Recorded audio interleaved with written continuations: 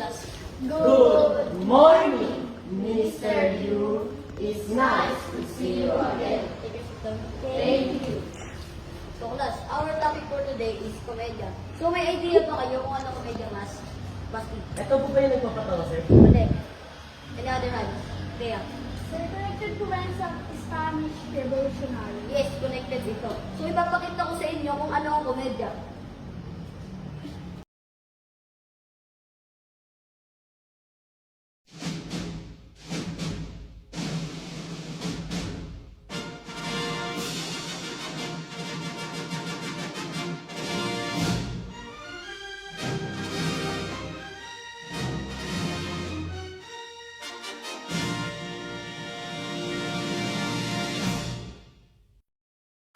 Panalangin ko sa habang buhay, makapili ka, makasama ka, yan ang panalangin. Para sa kalayaan!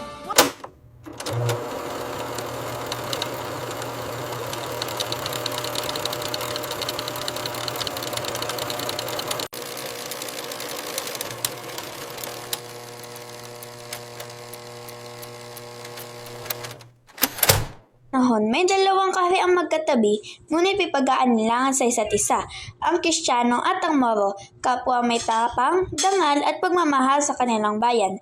Subalit, dahil sa pantagal na hinala at tampuhan, naging malamig ang ugnayan ng dalawa. Hanggang isang araw, isang pangyayaring magpapabago sa lahat ng naganap. Nabalitaan ko na naman ang pagdalaw ng mga kawal sa hinanan.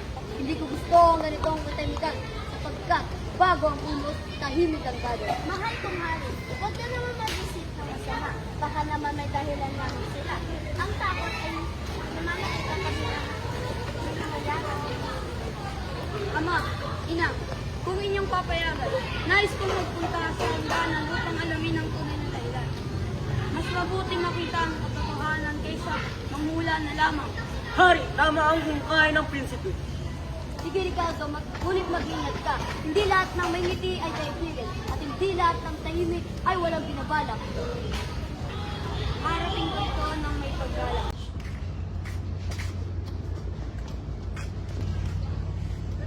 Matalo, may balita ka na Kristyano raw ay nagtitipon ng hukbo. Kung totoo ito, dapat natin itong paghandaan. Tan, ang digmaan ay madaling simulan, ngunit mahirap tapusin. Kung pwedeng idaan sa may hinahang usapan ay nandaan na dapat tahakin. Buti ang sabi mo, Alicia. Ngunit sino magdadala ng ating mensahe? Ang anak mong si Prinsesa Amira, siya ay matapang at mapagkakatiwalaan. Yan ang iyong loob. Magkakatiwala ko sa kanya ang ating dangal. Salamat, mahal na Sultan. Sa hangganan ng dalawang kaharian, nagtagpo ang mga taong kapwa may pag-aninlangan at pag-asa.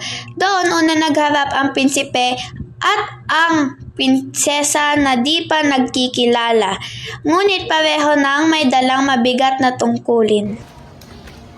Tumigil kayo. Sino kayo at bakit kayo naparito sa hangganan ng aming lupain? Ako si Prinsesa Amira, anak ni Sultan Karim. Wala kang dala kahit anong sandata. Narito ako upang magpaliwanag, hindi upang magpagdikma. Kung gayon, mag-usap tayo. Ako naman, si Don Ricardo, ang anak ng hari ng Kristiyano. Kung gayon, parehas pa tayo ng hangarin. Minsan, ang mga tao ay mas naniniwala sa takot kaysa sa paliwanag. Tama ka. At marahil ang dalawang kaharian ay matagal ng maling sabi-sabi. Kung gayon, tiyakin natin ang mga magulang natin na ang isa't isa ay hindi magkakalaban. Sasang-ayon ako sa iyo. Ngunit habang naghahanda ang dalawang panig para sa mapayapang pag-uusap, may isang taong lihim na nagpasiklab ng hidwaan. Lumitaw si Lakan Bato, isang taksil na dating tao na gustong maghari sa kaguluhan. Ha? Kung mag-ayos ang dalawang kaharian mo, walang pagkakataon kung makapangyarihan. Mas mainam ang magulo natin kaysa may mabuting hari. Bilibili, ano po ang inyong balak? Magpapadala ako ng peking mensahe. Ipapaalam ko ng sinugong na sila ng kabilang kaharian.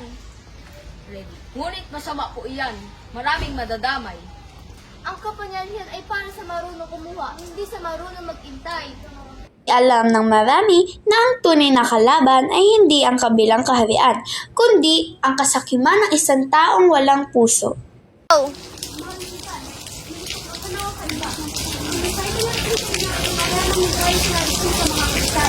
Maniwala ko may isang ng Kami Teresame, ang sulit ay sila Peki at ang nagda ay ginaya lamang. Kung gayon, hindi pala Moro ang aming mga kaaway. May naglinila na nagtatangkang pag-awayin tayo. Kung ganito, kami man ay naling nawigit. At di na ako magdadalaan ng galit kung ang katotohanan ay sa akin na lakas. Ama, tama po ang aking sinabi. Kailangan lamang po ng tapang upang makinig. At tapang din ang kailangan upang aminin na nagkamali sa unang kilala. Ang dangal ay hindi nawawala sa paghingi ng tawad.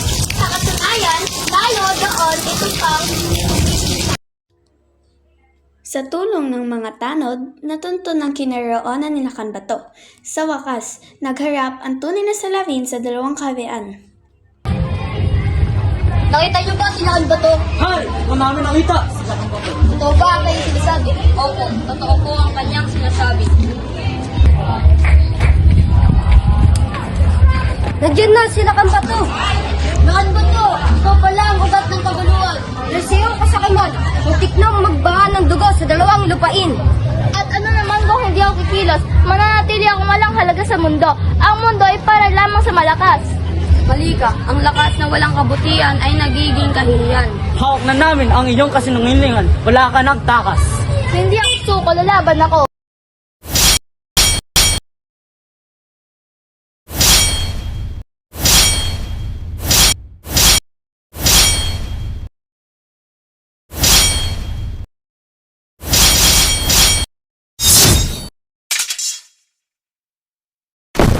Lakan ba to? Umalis ka na sa aming lupain.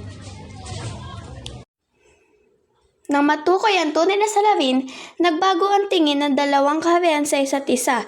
Sa halip na digmaan, kapayapaan at pag-unawa ang pinili nila.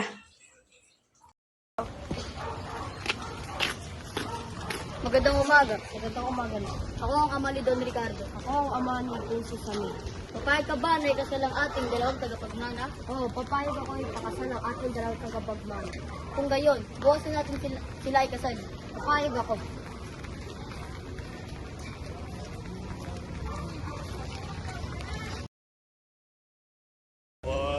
Bigay pugay! No!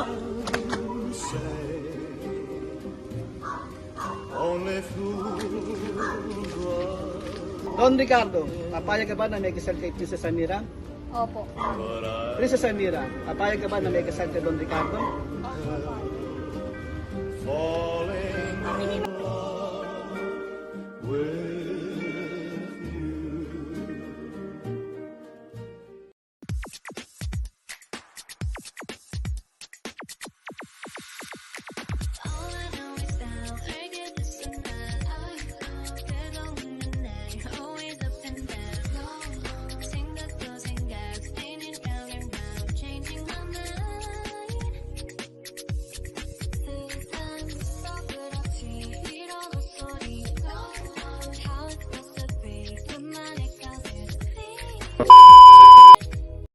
Today I don't feel like doing anything.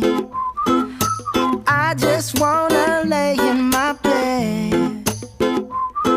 Don't feel like picking up my phone, so leave a message at the tone. 'Cause today I swear I'm not doing anything.